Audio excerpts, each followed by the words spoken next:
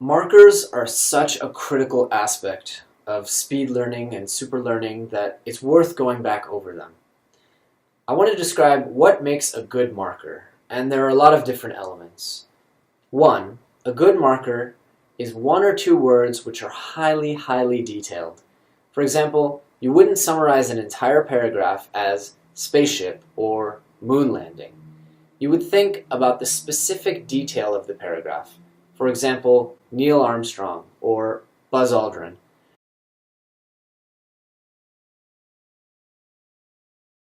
The more detailed and specific, the better. Ideally, you want to remember at least 4 related items from each marker. To give an example, we don't just think of a car. We think of a red Cadillac with black leather and polished wheels. We picture the texture of the leather, the shade of the red, how the sun hits it. We do all this in as much detail as we possibly can.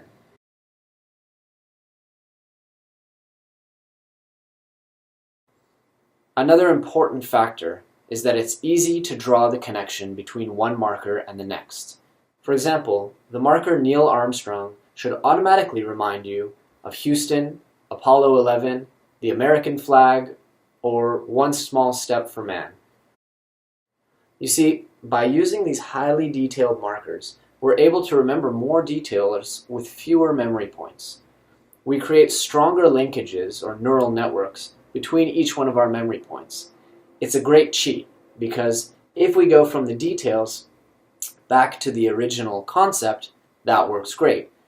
But if I tell you the original concept, for example, moon landing, you might forget the details. So we focus on memorizing those details, and we can reverse engineer the overall concept and meaning and context from them.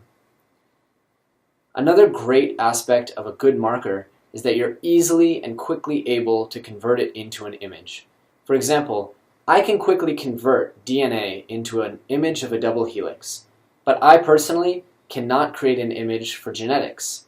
That's a hard concept to visualize, and so I go with the double helix.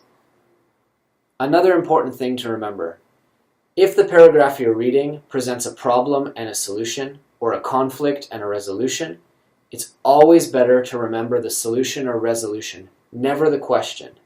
If you have the solution, for example, a broken up Germany, you can remember where the conflict or the problem came from, in this case, World War II.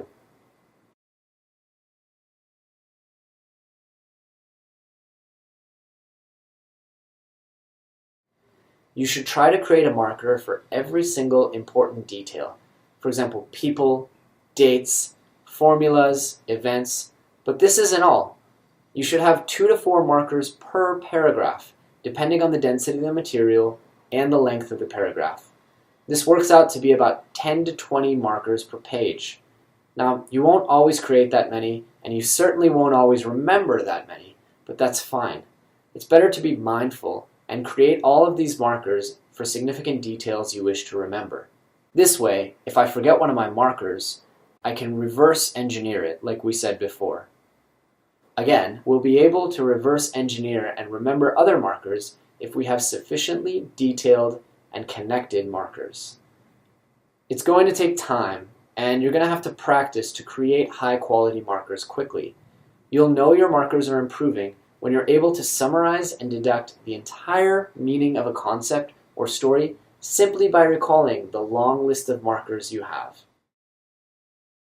Now, that was quite a bit to take in, and so let's review what we've learned about high-quality markers.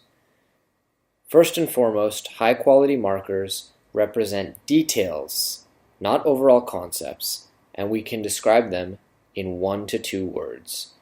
Number 2, high-quality markers are themselves included with rich details, such as colors, textures, and so on. Number 3, high-quality markers are clearly and logically interconnected to one another, both backwards and forwards. Number 4, high-quality markers emphasize outcomes or resolutions, not questions or initial conflicts. And lastly, high-quality markers come in great numbers. The more the merrier.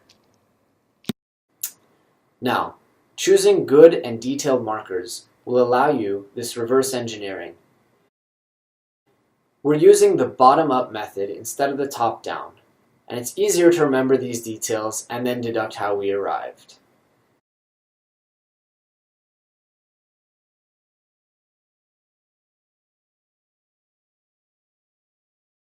In the course notes, you're going to find a game or exercise that I want you to try.